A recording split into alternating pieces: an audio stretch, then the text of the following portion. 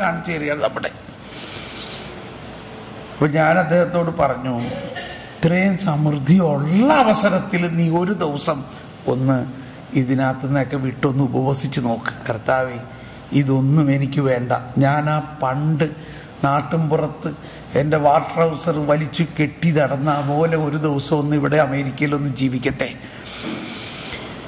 ഒന്ന് പരിശ്രമിച്ച് നോക്ക്. അപ്പോൾ കർത്താവ് ഈശോമിശിഹായുടെ വീട്ടുകാരാവും നമ്മൾ, അല്ലെങ്കിൽ നമ്മൾ ഹെറോദസിൻ്റെ വീട്ടുകാരാവും. ഇത്ര വ്യത്യാസമുള്ളൂ. കർത്താവ് ഈശോമിശിഹ ദരിദ്രനായി പിറന്നു, ദരിദ്രനായി ജീവിച്ചു, ദരിദ്രനായി മരിച്ചു. ആ തറവാടിത്തമാണ് നമ്മുടെ ക്രിസ്ത്യാനിയുടെ തറവാടിത്തം. പക്ഷെ ആ തറവാടിത്തം മാറി നമ്മൾ ആരുടെ തറവാട്ടിലേക്ക് മാറി? ക്ഷമിക്കണോട്ടെ, ഞാനിത് പലതും തമാശയൊക്കെ പറയണ്ടേ, പക്ഷെ കാര്യമുണ്ടോ ഇല്ലയോ? നമ്മൾ ഓക്കെ. അപ്പൊ ഈ വിശപ്പും ദാഹവും എന്ന് പറയുന്നതിന് ഭയങ്കര അർത്ഥമുണ്ട്. പക്ഷെ ഇവിടെ പറയുന്ന അർത്ഥം ഭൗതികമായ ഒരു വിശപ്പും ദാഹത്തെക്കുറിച്ചല്ല. അപ്പൊ ഞാൻ ഈ പറഞ്ഞത് കൊണ്ട് നിങ്ങൾ വിഷമിക്കണ്ട. പക്ഷേ എങ്കിലും വിശപ്പും ദാഹവും നമുക്കുണ്ടാകണം. ഈ ഇവിടെ പറയുന്ന വിശപ്പ് ദൈവനീതിക്ക് വേണ്ടി വിശക്കുകയും ദാഹിക്കുകയും ചെയ്യുന്നത്, ദൈവാത്മാവിന് വേണ്ടി വിശക്കുകയും ദാഹിക്കുകയും ചെയ്യുന്നത് മറ്റതിൻ്റെ ഒരു ചേട്ടനാണ്. അങ്ങനെ വിശപ്പും ദാഹവും ഒരവസ്ഥയുണ്ട്, ഒരവസ്ഥ. ആ അവസ്ഥയിലേക്ക് നമ്മൾ വല്ലപ്പോഴും ഒരു ദിവസമൊക്കെ ഒന്ന് നോക്കിയാൽ നല്ലതാണ്. ഇനി ഇവിടെയാണ് ഈശോ ഇതിനെ മനസ്സിലാകാൻ പറ്റാത്ത രീതിയിൽ പറഞ്ഞേക്കണത്. ഇതെപ്പോൾ മനസ്സിലാക്കി? ഇതൊരു ടൈം ബോംബ് പോലെയാണ് ഈശോ അവിടെയൊക്കെ അവതരിപ്പിച്ചേക്കുന്നത്. എന്നിട്ട് അതിന് തീ കൊടുക്കും. എപ്പോൾ പൊട്ടണം? ഉയർത്തെഴുന്നേറ്റ് കഴിഞ്ഞാലേ പൊട്ടാൻ പാടുള്ളൂ. ടൈം ബോംബ് പോലെയാണ് ഇത് പറഞ്ഞേക്കണത്. ആർക്കും ഒന്നും മനസ്സിലായില്ല. പക്ഷെ എപ്പോൾ മനസ്സിലാവും? ഈശോ ഉയർത്തെഴുന്നേറ്റ് മനസ്സിലാവും. ഞാൻ എന്നോട് ഉദാഹരണം പറഞ്ഞുതരാം.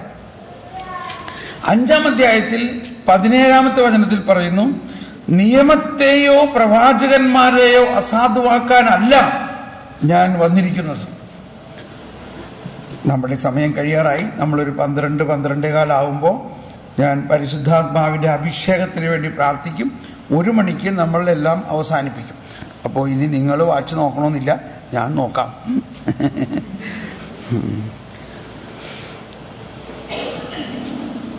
നിയമത്തെയോ പ്രവാചകന്മാരെയോ അസാധുവാക്കാനല്ല ഞാൻ വന്നേക്കണത്.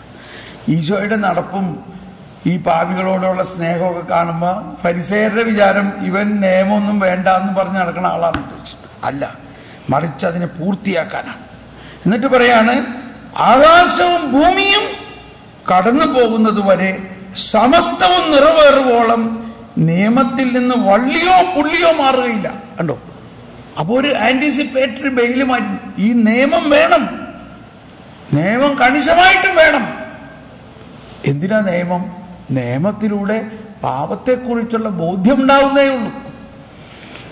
ആ നിയമം കർക്കശമായി പാലിക്കുന്നത് കൊണ്ട് നമ്മുടെ പ്രവൃത്തിയാണതില്ലേ. അങ്ങനെ നമ്മുടെ പ്രവൃത്തി കൊണ്ട് നമ്മൾ പാപമോചനം ഉണ്ടാവില്ല, നീതീകരിക്കപ്പെടില്ല.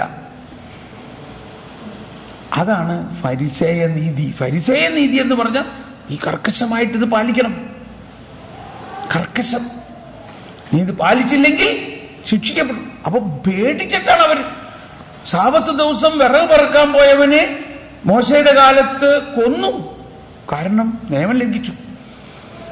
അത് പറഞ്ഞുകൊണ്ടാണ് ഇവര് ഈശോ സാബത്ത് ദിവസം രോഗശാന്തി നടത്തിയപ്പോ എന്തൊക്കെയാണ് സാബത്ത് ദിവസം രോഗശാന്തി നടത്തുന്നു?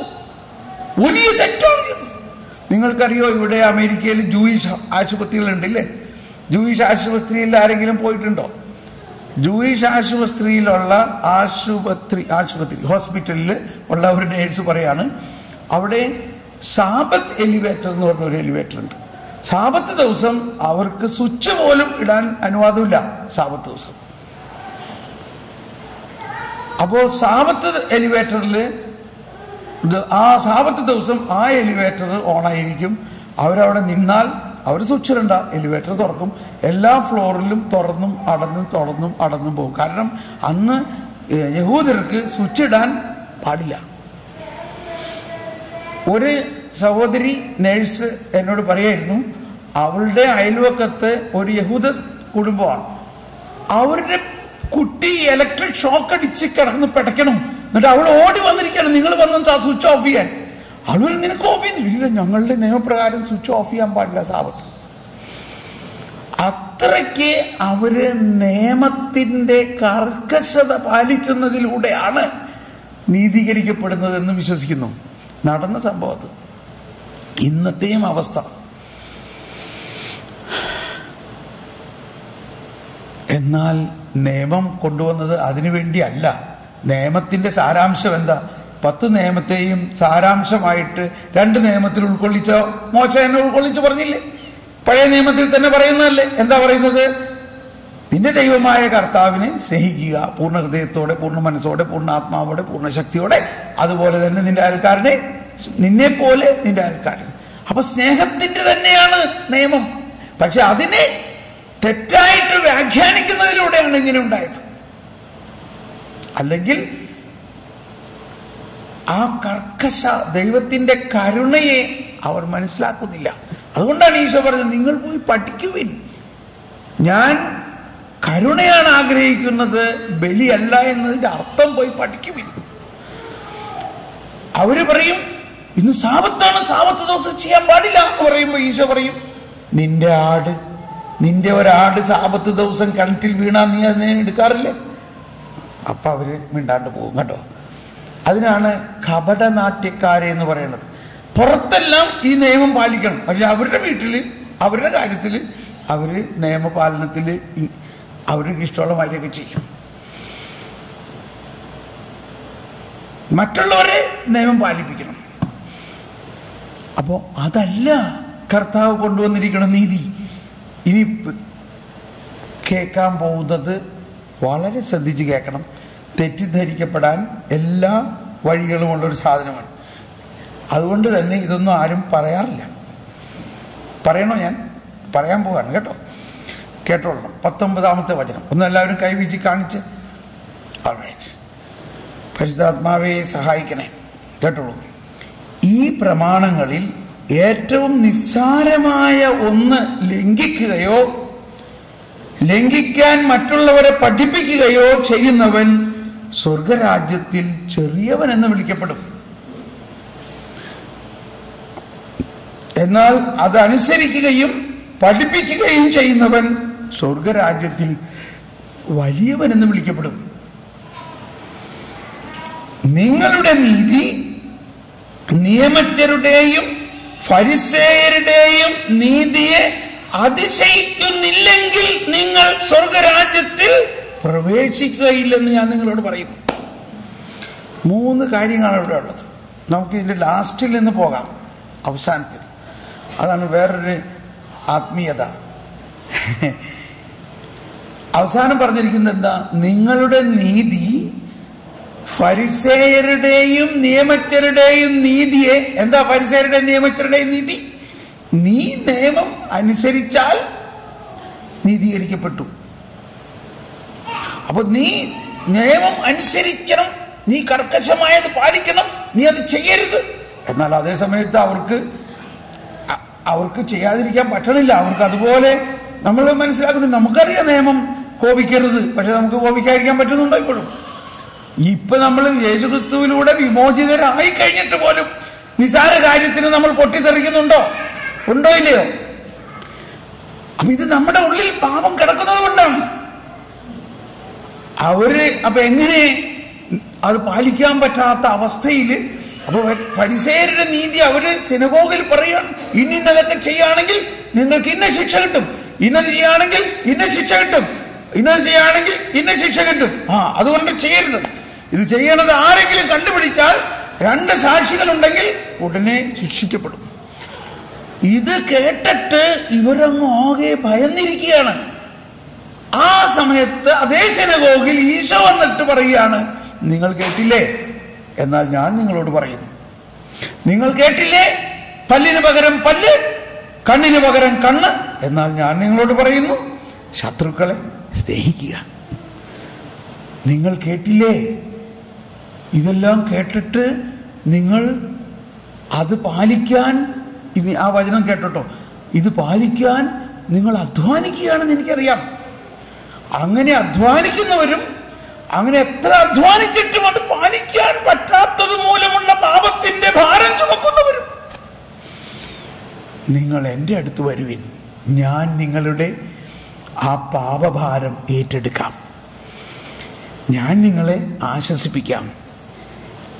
ഇങ്ങനെ ആ വചനത്തെ നമ്മൾ എന്തെങ്കിലും ചിന്തിച്ചിട്ടുണ്ടോ? ഏത് വചനം? അധ്വാനിക്കുന്നവരും ഭാരം ചുമക്കുന്നവരും എൻ്റെ അടുക്കൽ വരുവിൻ, ഞാൻ നിങ്ങളെ ആശ്വസിപ്പിക്കാം. ഇല്ലേ? ഞാൻ തന്നെ എന്തോരം പ്രാവശ്യം അതിനെക്കുറിച്ച് പറഞ്ഞിട്ടുള്ളതാണ്. നമ്മുടെ കുടുംബത്തിലെ അധ്വാനം, നമ്മുടെ പ്രശ്നങ്ങൾ, കഷ്ടതകളൊക്കെ കർത്താവ് ഏറ്റെടുക്കും. പക്ഷെ അതൊന്നും അല്ല കർത്താവ് അവിടെ പറയണതിന്റെ അർത്ഥം. കർത്താവ് വന്നിരിക്കുന്നത് ആരുടെ ഭാരം ഏറ്റെടുക്കാനാണ്? എന്തിന്റെ ഭാരം ഏറ്റെടുക്കാനാണ്? എന്തിന്റെ ഭാരം ഏറ്റെടുക്കാനാണ്? മനുഷ്യന്റെ പാപത്തിന്റെ ഭാരം ഏറ്റെടുക്കാനാണ്. ആ അർത്ഥത്തിലാണ് ആ വചനത്തെ നമ്മൾ കാണേണ്ടത്. അധ്വാനിക്കുന്നത് എന്തിനാണ്? കൽപ്പന നടപ്പാക്കാൻ വേണ്ടി അധ്വാനിക്കുന്നു, പറ്റണില്ല എന്നിട്ടും. അങ്ങനെ അധ്വാനിക്കുന്നവരെ, അധ്വാനിച്ചിട്ടും പാപം മാറുന്നില്ല, ആ പാപത്തിന്റെ ഭാരം ചുമക്കുന്നവരെ നിങ്ങൾ എൻ്റെ അടുത്ത് വരുവിൻ, ഞാൻ നിങ്ങളെ ആശ്വസിപ്പിക്കാം. എന്താ? ഞാൻ വന്നിരിക്കുന്നത് നിങ്ങളുടെ പാപം ചുമക്കാൻ വേണ്ടിയാ. എൻ്റെ നുകം വഹിക്കുവിൻ. മനസ്സിലായോ? ഇത് സിങ്കായോ? ഇത് സിങ്കായോ? ഇത് ശരിക്കും പതിഞ്ഞോ? അപ്പോ ഈശോ പറയാണ്, നിങ്ങളുടെ നീതി ഫരിസേയരെ പോലെ ആണെങ്കിൽ നിങ്ങൾ സ്വർഗരാജ്യത്തിൽ പ്രവേശിക്കില്ല എന്ന് പറഞ്ഞാൽ എന്താണ് സ്വർഗരാജ്യം? സ്വർഗരാജ്യം എന്ന് സുവിശേഷത്തിൽ പറയുമ്പോൾ നമ്മൾ ഉടനെ വിചാരിക്കരുത് മരണശേഷമുള്ള ഒരവസ്ഥയാണെന്ന്. അങ്ങനെ വിചാരിച്ചാൽ നമുക്ക് മനസ്സിലാവില്ലത്. സ്വർഗരാജ്യം എന്ന് പറഞ്ഞാൽ യേശുക്രിസ്തുവിലുള്ള വിശ്വാസത്തിലൂടെ ലഭിക്കുന്ന പാപമോചനത്തിൽ വിശ്വസിക്കുന്ന ഒരവസ്ഥ. യേശുക്രിസ്തുവിൽ വിശ്വസിക്കുന്നതിലൂടെ അവന്റെ പാപം മോചിക്കപ്പെടും. അതാണ് സ്വർഗരാജ്യം. യേശുക്രിസ്തുവിൽ വിശ്വസിക്കുന്ന അവരുടെ കൂട്ടായ്മയാണ് സ്വർഗരാജ്യം. യേശുക്രിസ്തുവിൽ വിശ്വസിക്കുന്നു എന്ന് പറഞ്ഞാൽ ഇവനാണ് നമ്മുടെ പാപത്തിന്റെ മോചനത്തിന് വന്നിരിക്കുന്ന രക്ഷകൻ എന്ന് വിശ്വസിക്കുമ്പോൾ അവൻ സ്വർഗരാജ്യത്തിലാണ്. ഇത് കേട്ടോന്നുകൂടി, നിങ്ങളുടെ നീതി ഫരിസേയരുടെയും നിയമജ്ഞരുടെയും നീതി പോലെയാണെങ്കിൽ നിങ്ങൾ സ്വർഗരാജ്യത്തിൽ പ്രവേശിക്കില്ല. എന്തുകൊണ്ട്? ഫരിസേയരും നിയമജ്ഞരും എന്താ വിചാരിച്ചത്? നമ്മൾ ഈ പ്രമാണം അനുസരിക്കണം, നിങ്ങൾ ഇത് അനുസരിച്ചില്ലെങ്കിൽ നിങ്ങൾ ശിക്ഷിക്കപ്പെടും. അപ്പോ അതനുസരിക്കണം, നമ്മുടെ ശക്തി കൊണ്ട് ഇത് അനുസരിക്കണം എന്ന് അവർ വാദിക്കുമ്പോൾ കർത്താവ് ഈശോ മിശിഹായ്ക്ക് വല്ല വില അവിടെ കൊടുക്കുന്നുണ്ടോ? കർത്താവ് ഈശോ മിശിഹായുടെ അവർക്ക് ആവശ്യമുണ്ടോ? അപ്പൊ ഈശോ മിശിഹാന് ആവശ്യമുണ്ടോ അവർക്ക്? അതാണ് അവിടുത്തെ പ്രശ്നം. അവർ ഈശോ മിശിഹ അവിടെ ഉണ്ടെങ്കിലും, ഈശോ മിശിഹ വരുമെന്ന് മോശയുടെ കാലം മുതൽ പറയുന്നുണ്ടെങ്കിലും, രക്ഷകൻ വരുമെന്ന് പറയുന്നുണ്ടെങ്കിലും, അവർ ആ വരാനിരിക്കുന്ന രക്ഷകനെ കുറിച്ചോ ആ രക്ഷകൻ അവർക്ക് വേണ്ടി എന്ത് ചെയ്യുന്നു എന്നതിനെ കുറിച്ചോ ചിന്തിക്കാതെ അവരുടെ സ്വന്തം ശക്തി കൊണ്ട് 10 പ്രമാണങ്ങൾ മാത്രം പാലിക്കുക. ഈ ഫരിസേയരിൽ തന്നെ കുറേയും കൂടി ഫനാറ്റിക് ആയിട്ടുള്ള ഒരു കൂട്ടരാണ് സദ്ദൂസീസ്. സദ്ദുക്കായർ എന്ന് പറഞ്ഞാൽ മോശയുടെ ആദ്യത്തെ പഞ്ചഗ്രന്ഥി മാത്രമേ അവർ വായിക്കുള്ളൂ. ഈ പ്രവചന പുസ്തകങ്ങളൊന്നും വായിക്കില്ല. അവര് ഉയർപ്പിൽ വിശ്വസിക്കുന്നുമില്ല. അതുകൊണ്ടാണ് പത്രോസ് ഉയർപ്പിനെ കുറിച്ചുള്ള വാഗ്വാദം ഉണ്ടാകുന്നതും തർക്കമുണ്ടാകുന്നതും. പൗലോസ് ഉയർപ്പിനെ കുറിച്ച് പറയുമ്പോൾ ഉടനെ അവർ കല്ലെടുത്ത് പൗലോസിനെ എറിഞ്ഞ് കൊല്ലാൻ വരുന്നത്. അപ്പൊ അത്രയ്ക്ക് ഒരു ഫെനാറ്റിക് അപ്രോച്ചാണ്. നീ കൽപ്പന പാലിക്കണം, കൽപ്പന പാലിച്ചില്ലെങ്കിൽ നിന്നെ കൊല്ലുന്നില്ല. ഞാൻ ഈ പറയണ ട്യൂൺ നിങ്ങൾക്ക് സുപരിചിതമാണെന്ന് തോന്നുന്നുണ്ടില്ലേ?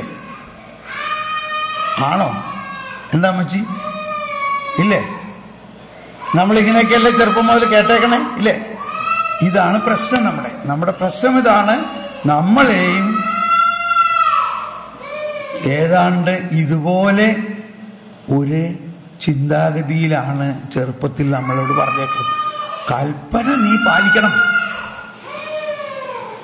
കൽപ്പന പാലിക്കുന്നില്ലെങ്കിൽ നീ നരകത്തിൽ പോകും. നമ്മളെ വേദപാഠത്തിൽ അങ്ങനെയല്ല കുഞ്ഞുനാളിലൊക്കെ പഠിച്ചേക്കണം. അതല്ല ക്രിസ്ത്യാനിയുടെ വേദപാഠം. കൽപ്പന പാലിക്കണം, പക്ഷേ എന്റെ പ്രവൃത്തിയിലൂടെ അല്ല, യേശു ക്രിസ്തുവിലൂടെ വന്നിരിക്കുന്ന കൃപയിലൂടെ കൽപ്പന പാലിക്കാൻ പറ്റും. അതാണ് യേശു ക്രിസ്തു കൊണ്ടുവന്നിരിക്കുന്നത്. അതാണ് പറഞ്ഞത്, ഞാൻ നിന്റെ പാപത്തിനെ ഏറ്റെടുക്കാം. അധ്വാനിക്കുന്നവരും കൽപ്പന പാലിക്കാൻ വേണ്ടി അധ്വാനിക്കുന്നവരും അത് പാലിക്കാൻ പറ്റാത്തത് മൂലമുള്ള പാപത്തിന്റെ ഭാരം ചുമക്കുന്നവരും എൻ്റെ അടുത്ത് വരുവിൻ, ഞാൻ നിങ്ങളെ ആശ്വസിപ്പിക്കാം. അതിൻ്റെ തന്നെ വേറൊരു വേർഷനാണ് ഈ പറയണത്. നിങ്ങളുടെ നീതി, അതായത് കൽപ്പന പാലിക്കുന്നതിലൂടെയാണ് നീതീകരിക്കപ്പെടുന്നത് എന്നുള്ള ആ നീതിയിൽ നിങ്ങൾ മുറുക്കെ പിടിക്കുകയാണെങ്കിൽ പിന്നെ നിങ്ങൾ ദൈവരാജ്യത്തിൽ കയറില്ല. ദൈവരാജ്യത്തിൽ കയറില്ല എന്ന് പറഞ്ഞാൽ ഞാൻ വന്നിരിക്കുന്ന എന്നിൽ വിശ്വസിക്കുന്നതിലൂടെ കിട്ടുന്ന സൗജന്യമായ നീതീകരണം നിങ്ങൾക്ക് കിട്ടില്ല. നിങ്ങൾ എന്നിൽ വിശ്വസിക്കുകയാണെങ്കിൽ ഞാൻ നിങ്ങളെ സൗജന്യമായി നീതീകരിക്കും. അപ്പൊ ദൈവരാജ്യത്തിൽ എന്ന് പറയുന്നതിന്റെ അർത്ഥം, ഇനി നമുക്ക് അങ്ങോട്ട് പോകാം. മുകളിലോട്ട് പോകുമ്പോൾ ഒരുവൻ നിയമം പാലിക്കുകയും അത് പാലിക്കാൻ മറ്റുള്ളവരെ പഠിപ്പിക്കുകയും ചെയ്യുന്നു, അവൻ ദൈവരാജ്യത്തിൽ വലിയവനെന്ന് വിളിക്കപ്പെടും. ദൈവരാജ്യത്തിൽ എന്ന് പറയുന്നതിലൂടെ മനസ്സിലാക്കേണ്ടത് അവൻ യേശു ക്രിസ്തുവിൽ വിശ്വസിക്കുന്നു. ഇനി ഏറ്റവും ബുദ്ധിമുട്ടുള്ളതാണ് അടുത്തത്. ഈ പ്രമാണങ്ങളിൽ ഏറ്റവും ചെറുത് ഒരുവൻ ലംഘിക്കുകയോ, ഇവിടെ 5:19, ഈ പ്രമാണങ്ങളിൽ ഏറ്റവും നിസ്സാരമായ ഒന്ന് ലംഘിക്കുകയോ ലംഘിക്കാൻ മറ്റുള്ളവരെ പഠിപ്പിക്കുകയോ ചെയ്യുന്നവൻ. എന്താ ലംഘിക്കുക എന്ന് പറഞ്ഞാൽ അർത്ഥം? പ്രമാണം ലംഘിക്കുക എന്ന് പറഞ്ഞാൽ എന്താ അർത്ഥം? പ്രമാണം ലംഘിക്കുക എന്ന് പറഞ്ഞാൽ പാപം ചെയ്യുക എന്നല്ലേ അർത്ഥം. പാപം എന്നത് എന്താണ്? പ്രമാണങ്ങളുടെ ലംഘനമാണ് പാപം എന്ന് പറഞ്ഞ എല്ലാവരും, പ്രമാണങ്ങളുടെ ലംഘനമാണ് പാപം. അപ്പോൾ ഈ പ്രമാണങ്ങളിൽ ഒന്ന് ലംഘിക്കുകയോ അത് ലംഘിക്കാൻ മറ്റുള്ളവരെ പഠിപ്പിക്കുകയോ ചെയ്യുന്നവൻ സ്വർഗരാജ്യത്തിൽ, കണ്ടോ ആ വാക്ക് അവിടെ, സ്വർഗരാജ്യത്തിൽ ചെറിയവനെന്ന് വിളിക്കപ്പെടും. ഇപ്പൊ ഇവിടെ മനസ്സിലാക്കാൻ ബുദ്ധിമുട്ടുള്ള ഇതാണ്, അവൻ എങ്ങനെ സ്വർഗരാജ്യത്തിൽ കയറി? അവൻ പാപിയാണില്ലേ, പ്രമാണം ലംഘിക്കുന്നു, ലംഘിക്കാൻ മറ്റുള്ളവരെ പഠിപ്പിക്കുന്നു, അവൻ എങ്ങനെ സ്വർഗരാജ്യത്തിൽ കയറി? കണ്ടോ, സ്വർഗരാജ്യത്തിൽ അവൻ ചെറിയവൻ. ഇപ്പൊ നമ്മുടെ കുർബാനയിലില്ലേ ചെറിയ, അപ്പൊ ഇത് ഈ ചെറിയവനും വലിയവനും സ്വർഗരാജ്യത്തിലുണ്ടോന്ന് നമുക്കൊരു സംശയമാവും. ഇത് ഈ സ്വർഗരാജ്യത്തിന്റെ ഈ ഭൂമിയിലുള്ള അവസ്ഥയാണിത്. ഇവിടെ ഇന്ന് നമ്മൾ ജീവിക്കുമ്പോഴുള്ള അവസ്ഥ. മരണശേഷം എന്ത് സംഭവിക്കുന്നു? ചെറിയവരെല്ലാം വലിയവരൊപ്പം കാത്തുവസിക്കും. കണ്ടോ, ചെറിയവരെല്ലാം വലിയവരൊപ്പമായി മാറി. എന്തുകൊണ്ടാ? അവിടെ പിന്നെ പക്ഷപാതമില്ല. അപ്പൊ ഇവിടെ അതേ സമയത്ത് എന്ത് സംഭവിക്കുന്നു? യേശു ക്രിസ്തുവിൽ വിശ്വസിക്കുന്ന അവസ്ഥയിൽ അവൻ പാപം ചെയ്താലും, ഇതാണ് ആരും പറയാൻ ബുദ്ധിമുട്ടുള്ള കാര്യം. എന്തുകൊണ്ടാണ് പറയാത്തത്? അയ്യോ ഇവരെയൊക്കെ പറയുകയാണെങ്കിൽ പിന്നെ എല്ലാവരും പാപം ചെയ്യും, പാപം ചെയ്യാനൊരു ലൈസൻസ് പോലെ ആവുന്നതാണ് പറയണ. അല്ല, സത്യം നമ്മൾ മനസ്സിലാക്കും. ശ്രദ്ധിച്ചോ, ചെറിയ സ്വർഗരാജ്യത്തിൽ ചെറിയവനെന്ന് വിളിക്കപ്പെടും. എന്താണ് അവിടുത്തെ ചെറുത്? അവൻ പാപം ചെയ്തു. അവ പാപം ചെയ്യുകയും പാപം ചെയ്യാൻ പഠിപ്പിക്കുകയും ചെയ്യുന്നവൻ എങ്ങനെ സ്വർഗരാജ്യത്തിൽ കയറും? എങ്ങനെ കയറും? ആരെങ്കിലും എന്ന് പറഞ്ഞേ, എങ്ങനെ കയറും? എങ്ങനെ അവൻ കയറും? ഇപ്പോ എങ്ങനെ അവൻ കയറി സ്വർഗരാജ്യത്തിൽ? എങ്ങനെ കയറി അവൻ? മോശയുടെ നിയമപ്രകാരമാണെങ്കിൽ അവൻ നീതീകരിക്കപ്പെടില്ല. പക്ഷെ ഇവിടെ എങ്ങനെ കയറി അവൻ? യേശുക്രിസ്തുവിലൂടെ. അതിനാണ് യേശുക്രിസ്തു വന്നിരിക്കുന്നത്. യേശുക്രിസ്തുവിലൂടെ.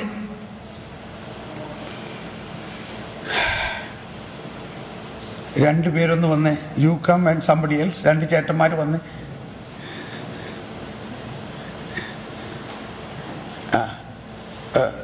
നീ മോൻ വേണ്ട, ഇച്ചിരി വലിയ ആൾ, ഒരാൾ വാ, വലിയ ആൾ. അപ്പച്ചൻ വാ, യു കം. ഇവിടെ ഒരു ഡെമോൺസ്ട്രേഷൻ ഞാൻ കാണിക്കാൻ പോവുകയാണ്. ഓക്കെ, ഇപ്പൊ ഞാനൊരു വലിയ പാപിയാണ് സാറിങ്ങനെ വസ്തുവായി. നിങ്ങൾക്ക് 2 ആക്ടേഴ്സാണ് കേട്ടോ. നിങ്ങൾ വിഷമിക്കണ്ട, നിങ്ങളുടെ റോള് പിശാചിന്റെ റോളാണ്, കുഴപ്പമില്ലല്ലോ. നിങ്ങളുടെ റോള് കത്തോലിക്ക സഭയുടെ റോളാണ്. ഓക്കെ, ഇപ്പോ ഇച്ചിരി അടുത്തുനിന്നു ശ്രദ്ധിക്കണം. ഞാൻ ഒരു മഹാപാപിയാണ്. ഞാൻ സകല പ്രമാണങ്ങളിൽ ലംഘിച്ച് നിയമം അനുസരിക്കാതെ കുമ്പസാരിക്കാതെ മാരക പാപത്തിൽ ജീവിക്കുന്ന ഒരു വ്യക്തിയാണ് ഞാൻ. പിശാച് എന്നെ നരകത്തിലേക്ക് പിടിച്ച് വലിച്ചോ, സാവധാനം, പെട്ടെന്ന് ഇങ്ങനെ പിടിച്ചിട്ട് എന്നെ പിടിച്ച് നരകത്തിലേക്ക് വലിച്ചു കൊണ്ടുപോവുകയാണ്. കാണുന്നുണ്ടല്ലോ എല്ലാവരും. ഇത് കണ്ട് കത്തോലിക്ക സഭ, കർത്താവ് ഈശോ മിശിഹ, പിതാവും പുത്രനും പരിശുദ്ധാത്മാവുമായ ത്രിത്വൈക ദൈവം നോക്കി നിൽക്കുവോ പറയും.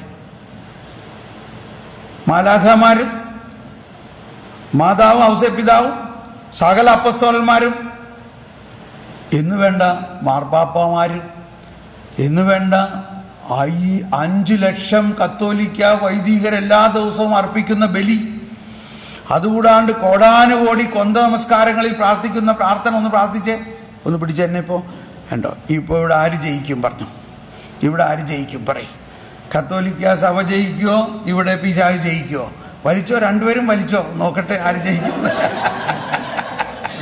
ഓ എന്റെ ഈശോയെ ഒന്ന് പ്രാർത്ഥിച്ചേ. ഓ എന്റെ ഈശോയെ, ഞങ്ങളുടെ പാപങ്ങൾ ക്ഷമിക്കണമേ, നരകാഗ്നിയിൽ ഞങ്ങൾ രക്ഷിക്കണമേ, എല്ലാ ആത്മാക്കളെയും പ്രത്യേകിച്ച്. Thank you. മനസ്സിലായോ?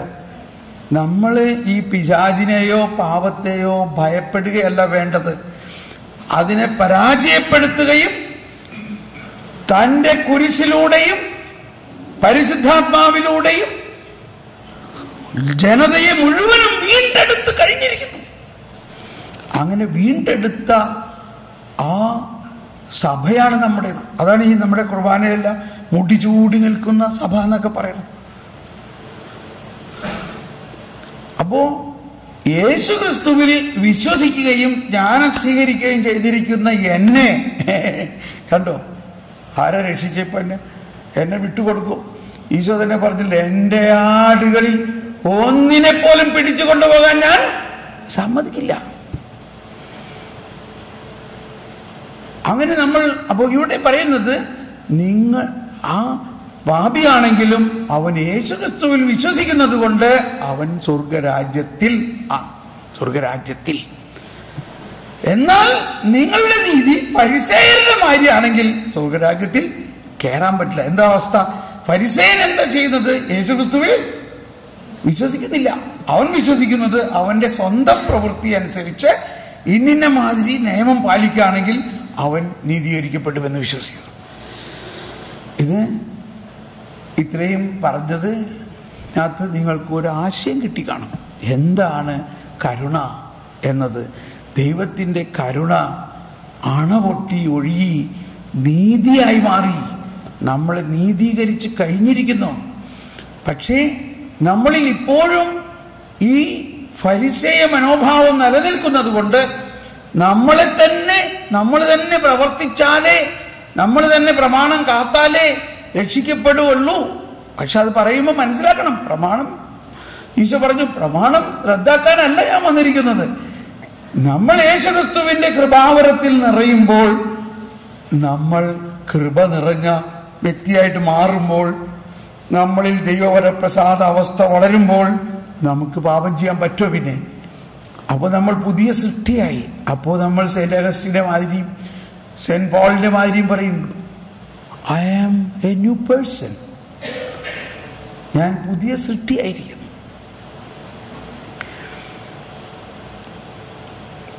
പെട്ടെന്ന് ഈ യുഗാന്ത്യത്തെക്കുറിച്ച് ഇപ്പോൾ നമ്മൾ അച്ഛൻ പറയുണ്ടായി, വീണ്ടും വരവ്, യുഗാന്ത്യത്തെക്കുറിച്ച് നമ്മുടെ വിശ്വാസ പ്രമാണത്തിൻ്റെ അവസാനത്തെ